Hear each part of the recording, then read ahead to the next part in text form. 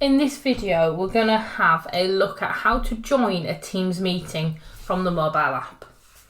So I've got my iPad open and I've got it open on the calendar option at the bottom. So remember in previous videos, I talked about the options at the bottom being how you navigate around Teams. And one of my top tips in that original video was join a Teams meeting from the app itself, so you don't accidentally join as a guest and lose some of the functionality.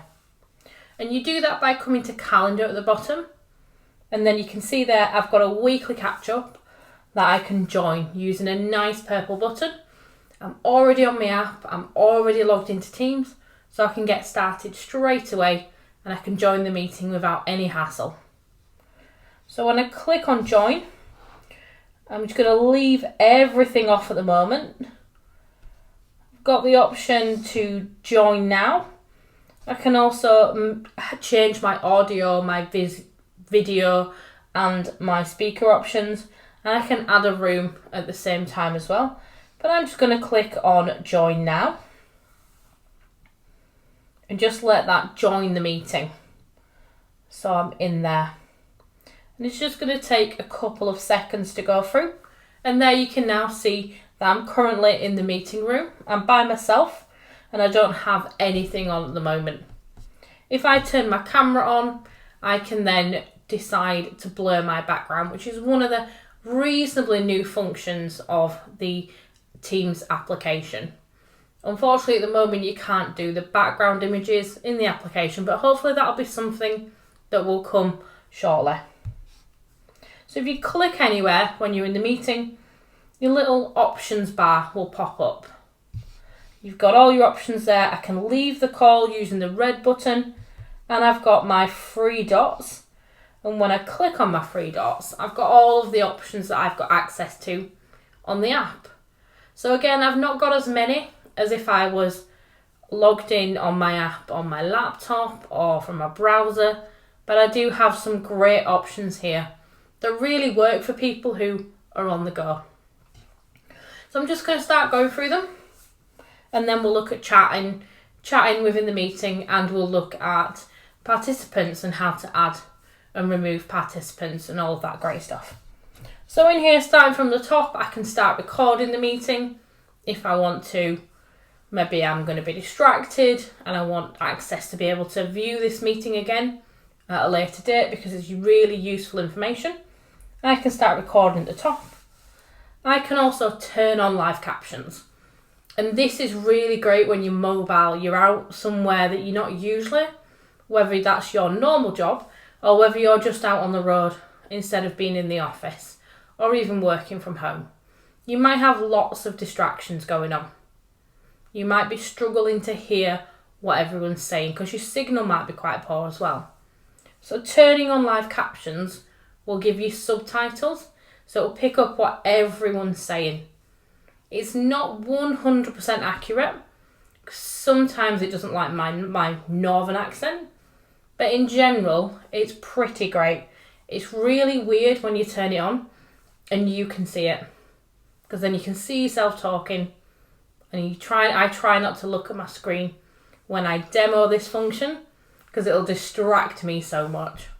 But it is super useful for accessibility and also for anyone who's in a noisy or distracting environment. No one else knows you've turned this on, but it's going to really help you engage fully within the meeting. So I'm just going to turn this on so you can just see what's going to happen. I've actually got my speaker and my microphone off, so you're not going to see that on the iPad. But if I didn't, that would just come up at the bottom as subtitles. And then if I click again, I can see I can turn live captions off.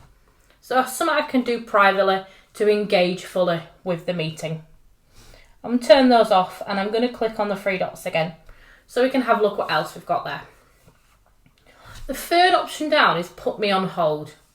And this is really useful if you're again going to get distracted, and rather than just popping yourself on mute and walking away from your device or talking to someone else, you can pop yourself on hold, and then everyone else in the meeting will know you're on hold. They'll see it on the participants list, so they know you've stepped away from the meeting for whatever amount of time. You might even want to message them and let them know what you're doing. But if it's a very quick step away from the meeting, do something and come back, pop yourself on hold so that no one's asking you a question and then wondering why you're not taking yourself off mute to answer the question. It just really helps people to understand what's going on when you're in a different location and they can't see or they can't hear you. I've got some sharing options in here and I can share my screen and start broadcasting. That's a really great way of showing people what's going on your device, going through some maybe content or documents that you've created, so you can share pictures and applications and anything on there. Raise your hand, just like when you're on a laptop.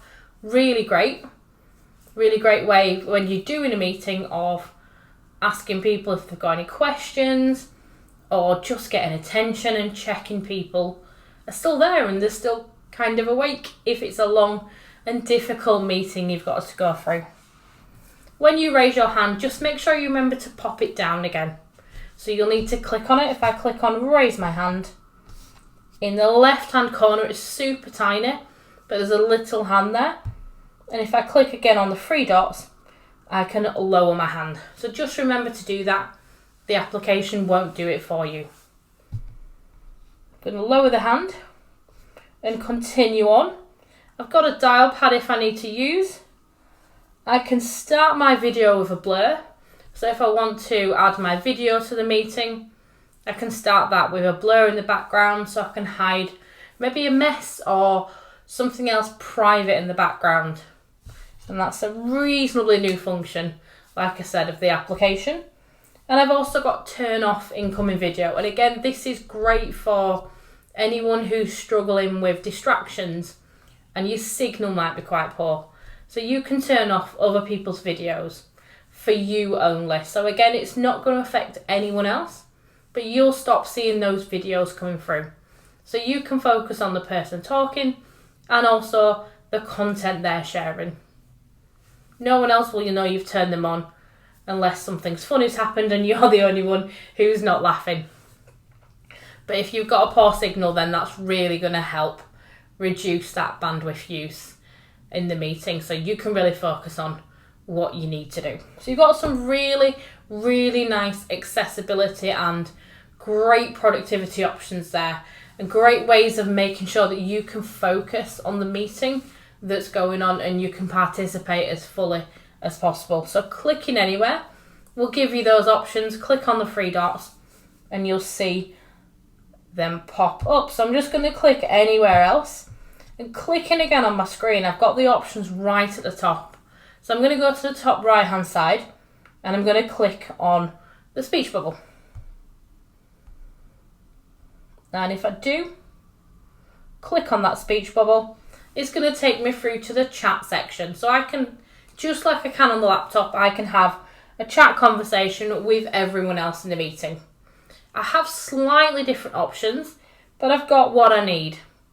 So at the bottom here, I can start typing a message into this chat.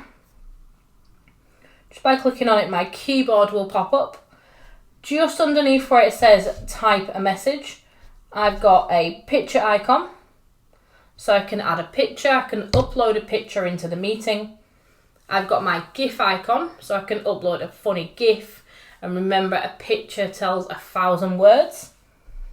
I've got that paperclip, and if you didn't know that, that paperclip was attaching a document. So I can share a document with everyone else in the meeting. I can also click on the @ sign and mention anyone else in the meeting. And this is really useful if you want to focus your point or whatever you're sharing towards a particular person. Because this is a meeting conversation, so everyone in the meeting can see the conversation thread, they can see all of the replies. And if you've got a lot going on, you might be replying to a message and 10 people have sent something since. So let's say you wanted to reply to John. If you use the @ sign, if you click on it and then type in John, it's going to find John's name. He's in the meeting. Click on his name and then add whatever else you want to your point and send it, and it's really going to highlight it for John. So he knows that's the reply to him, or maybe that's a piece of work that you want him to do. So it's almost like tagging that person into that chat message, because this is open and everyone in the meeting can access. It's not a private conversation with John. And I've also got the A with the paintbrush in it, which is the formatting tool. So I've got a few formatting tools available to me here in the app as well. I can mark things as important. I can bold, italic, underline, highlight, and click on the A. I've also got other options there for formatting as well, so capitals and stuff like that. So I've got some nice formatting options available to me in the app. I've got the three dots again. You'll see the three dots everywhere, and you can see a few applications there that I can add into this meeting chat. And I'll do some videos on using those applications to the full effect later. And finally, if you've got this turned on, you can do a voice message. Just clicking on the voice message, and it says there, hold to record. So rather than typing in, if you're not massively comfortable with typing in using the keyboard, you can send a voice message as well to everyone in the meeting, but that does need to be turned on your device to enable that to be allowed.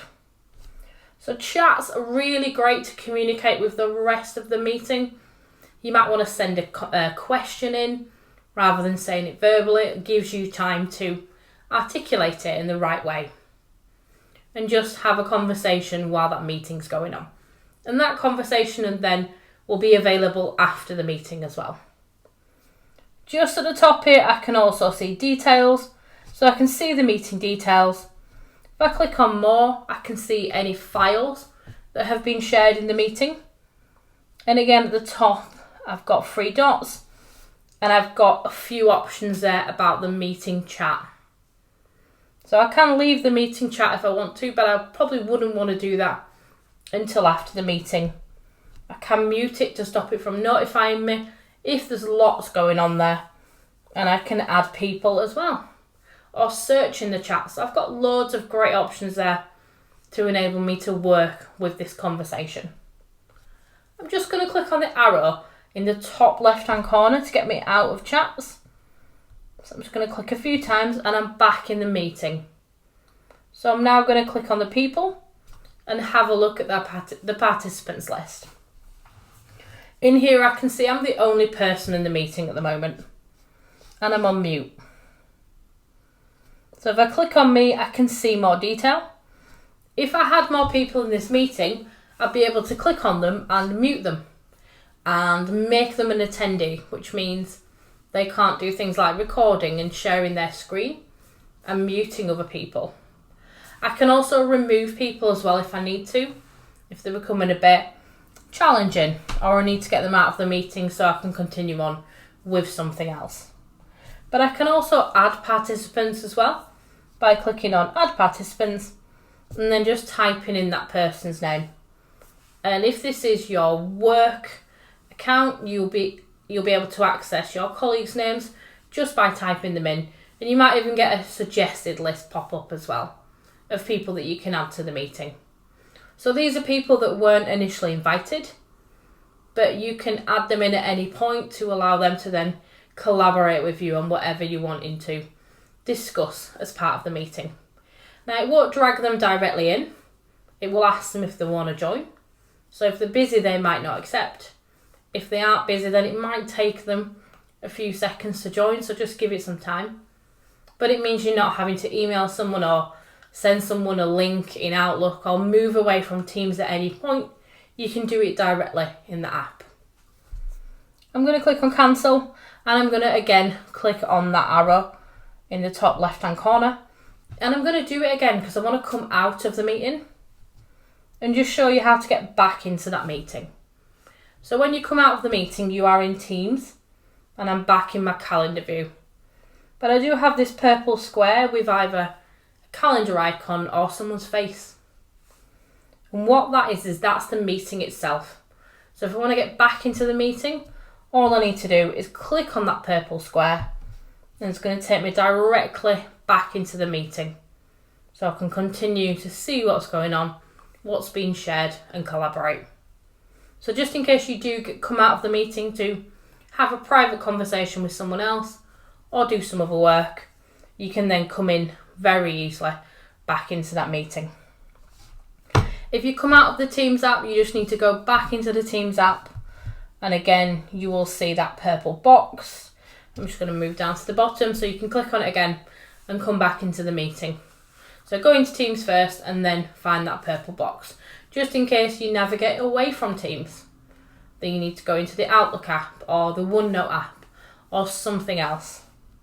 So hopefully that's given you a real understanding of how to access and collaborate in meetings using the app. You've got loads of great functions to work with, and you haven't lost much at all by moving away from the laptop to a mobile device. It's much easier to move around and take a mobile device with you, and it means that you can still access and share and collaborate on the go. So give it a go. Join the meetings on your mobile device and see how you get on.